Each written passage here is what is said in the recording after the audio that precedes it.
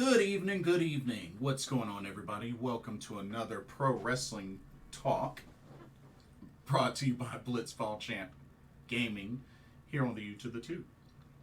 I'm your host, Blitzball Champ Jason Ingram. So, got a chance to watch the 10th anniversary special pay-per-view one night only tournament, the Tokyo Joshi Pro Wrestling Princess of the Decade tournament. Ordered it, watched it all the way through. It was rather wacky, but a very entertaining and enjoyable tournament. This took place January 30th. I know it happened at 6 in the morning for my time, Eastern Standard Time. This was at the Tokyo Twin Box in Akihabara, Japan. So, one night tournament, had a bunch of matches, of course. And you know what? It was very enjoyable. Definitely very enjoyable. So, I'm going to break down each of the matches and all the way up to the winner of the tournament. So, just a FYI, the competitors for this tournament are as follows.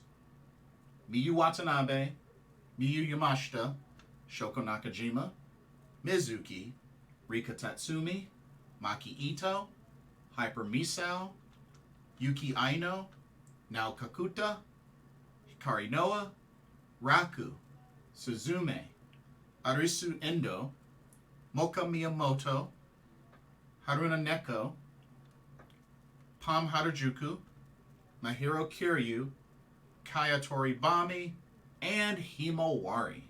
Those were your competitors for this tournament, this Princess of the Decade tournament. Now, this tournament also had some very interesting rules. Now, if I remember correctly, I believe the matches were 3 minutes apiece. But I think the later rounds, the matches went from 3 minutes to 5 minutes. Somebody correct me if I'm wrong, but I believe the time limit were 3 minutes apiece until the later matches were 5 minutes apiece. But this was an empty arena, no ring. This was not in an official ring. This was pretty much on a flat padded mat, kind of similar to how they would usually do Gato Move Choco Pro shows, on the big mat. So no ring ropes or anything like that. They did have a barricade, but that's pretty much it. It was in a very small section. The rules are pretty simple. Instead of a 2 count, instead of a 3 count, you had a 2 count. So you can win by pinfall, but it's a 2 count. You could also win by submission as well. And there's also DQ as well. So, if I remember correctly, it was 2 counts, but I think in the finals, if there was a draw, then it would turn from a 2 count to a 1 count. So keep that in mind. For the other matches, for the previous matches, if there was a time limit draw, then the matches would be settled with a tiebreaker rock, paper, scissors. Or as they say in Japan, janken. They'll do janken. That's usually when they do the chai shogu janken point. That's how they would settle any time limit draw matches, by having both competitors do rock, paper, scissors. Which this happened a few times in this tournament. But let's actually get into how the matches went. And like I said, this was a pay-per-view show, so you actually had to pay, you had to order separately from the Wrestle Universe subscription. But if I remember correctly, if you have the Wrestle Universe subscription, you get it at a discount. At a small discount, but hey, take advantage. Anyway, let's get into it. So, this is the first round. So for the first round, we started off with Miyu Yamashita versus Himawari. Whew, that was definitely a very one-sided match, and Himawari was clearly the underdog. But Miyu Yamashita was able to pin Himawari after kicking her one good time in the chest, pinned her to advance to the next round. So Miyu Yamashita defeats Himawari. Second match, we had Kaya Toribami versus Suzume. And, Suzume did a good bit of high flying, and, this match was back and forth. Kaya Toribami almost got a submission victory. Came close. Came very close. But Suzume was able to win this one after hitting a diving crossbody off the top of the barricade to get the 1-2 pin over Kaya Toribami. So Suzume advances to the next round. And then we had the matchup of Hyper Misao versus the current International Princess Champion, Miu Watanabe. This was definitely a back and forth match, and this ended up going down to a time limit draw. So this match had to be settled by the first Janken battle of the tournament. And Hyper Misao was able to pull it off as she picked rock over scissors to defeat Miu Watanabe and advance to the next round. So Hyper Misao with the Janken victory to advance. Okay, next up, we had Pom Harajuku taking on the White Dragon Rika Tatsumi. And you know what? Pom Harajuku tried to play keep away for as long as she could, but did not end up going too well for her in the end, as Rika Tatsumi was able to put away the goofy, silly, ever so scared Pom Harajuku after running hip attack. So Rika Tatsumi advances to the next round. Okay, next up we had Hikari Noa taking on Moka Miyamoto. And, this was a pretty solid match. Short, but a pretty solid match. And Hikari Noa was trying to use one of those weird-looking chairs as an advantage, but of course the referee stopped her from hitting Moka Miyamoto, but she still put it to good use and got on top of the chair and launched off of it, nailed Moka Miyamoto with a drop kick, and was able to pin her to pick up the victory. So, Hikari Noa advances to the next round. Okay, next up, we had the matchup of Mahiro Kiryu taking on the cutest in the world, Maki Itoh. These two ladies went back and forth, and you know what? It was very silly and entertaining, and surprisingly, it went to a time limit draw. Did not expect that. So this was the second match that came down to Janken battle. And Mahiro Kiryu was able to pull off the Janken victory, busting out rock over Maki Itoh's scissors to advance to the next round. So congratulations to Mahiro Kiryu for the big upset over Maki Itoh. Okay, next up we had Yuki Aino take on the cat lady, Haruna Neko. And you know what? With the way this match was going, it really could have gone either way. Haruna Neko looked like she was going to pull off the upset. But, you know what? Yuki Aino definitely made it very tough for her. And it's interesting. I thought it was going to be one of those quick endings just based on how it was going.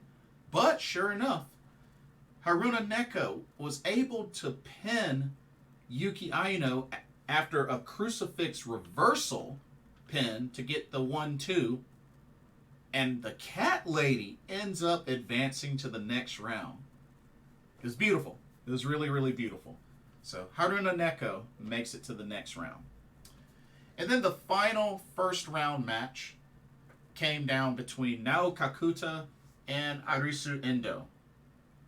And this was definitely a solid match, and I have to say, quite a killer finisher from Nao Kakuta, as she was able to put away Arisu Endo by hitting her with a hammerlock flatliner. Thought that was pretty cool how that was executed and sold.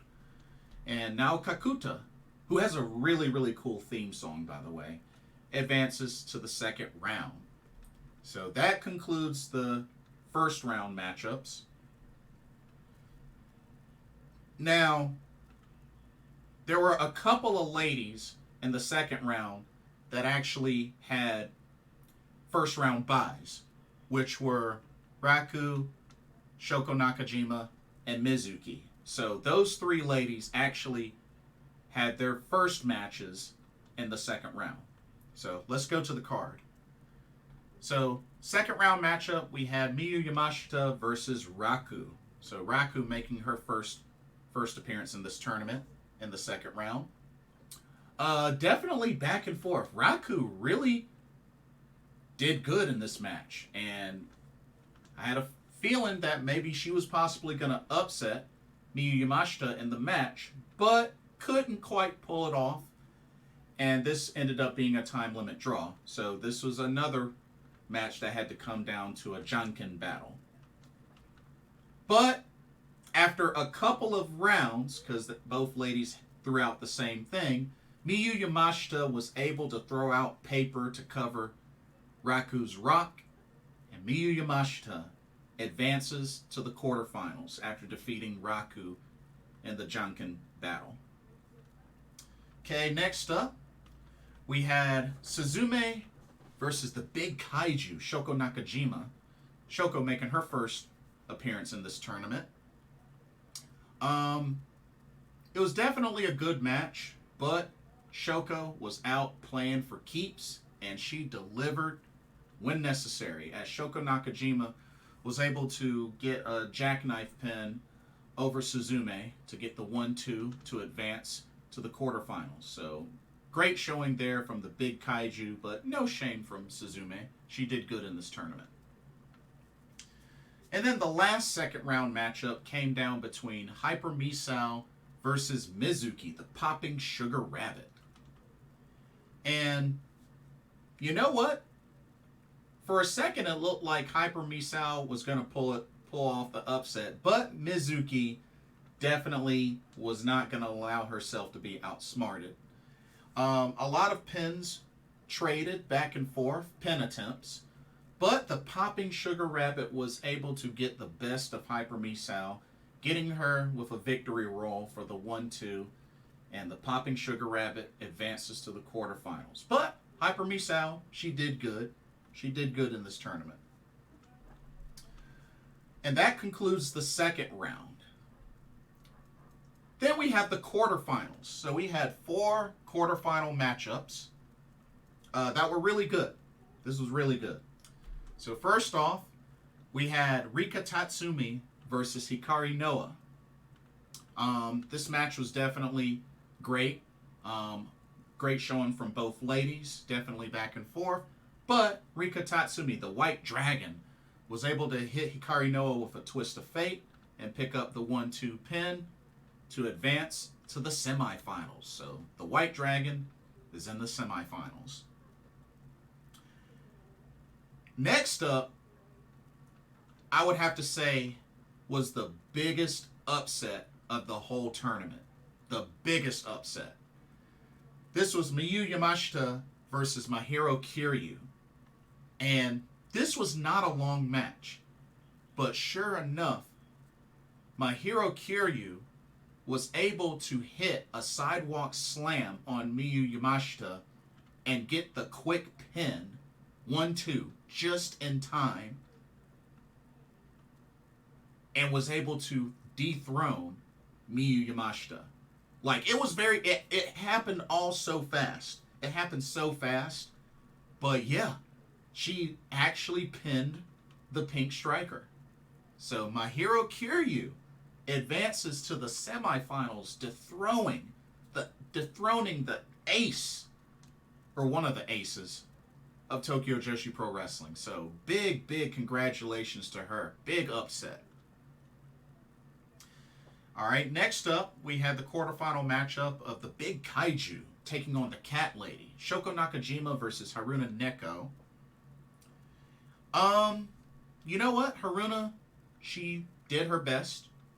Actually had a good showing in this match, but the Big Kaiju was just too much for the Cat Lady, as Shoko Nakajima pinned Haruna Neko with a Northern Lights suplex to advance to the semifinals. And then the final quarterfinal matchup was between the Popping Sugar Rabbit Mizuki taking on Nao Kakuta. This was also a pretty decent size upset, as Mizuki seemed to have things under control, went for the crossbody off the top of the barricade, lands it, but Nao Kakuta flips her over using her momentum and was able to get the 1-2 pin and that crossbody reversal to dethrone Mizuki, and now Kakuta advances to the semifinals. So a great reversal pin there to get the victory. So good stuff from Nao Kakuta. And that concludes the quarterfinals.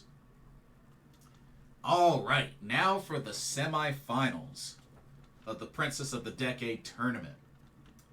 The matchups came down to, first off, the White Dragon Rika Tatsumi taking on Mahiro Kiryu, who's had an incredible run so far in this tournament. Gave it her all against Rika Tatsumi, hung in there, but the White Dragon would not be denied, as she was able to submit Mahiro Kiryu with a Dragon Sleeper with a body scissors to make her tap out. And your first finalist is the White Dragon Rika Tatsumi. So, good stuff there. But also congratulations to Mahiro Kiryu. She had a great run in this tournament, for sure. Had a great run. And then the second semifinal match came down to Shoko Nakajima, the Big Kaiju, versus Nao Kakuta. And you know what? This was definitely a nice back and forth match between these two ladies. Felt like it really could have gone either way, but the Big Kaiju would not be denied, as she gets a crucifix pin over Nao Kakuta to punch her ticket into the finals. So there you have it, folks. The Princess of the Decade finals came down to the White Dragon versus the Big Kaiju. That's right, the White Dragon, Rika Tatsumi, versus the Big Kaiju, Shoko Nakajima. Definitely a great main event finals. Went back and forth.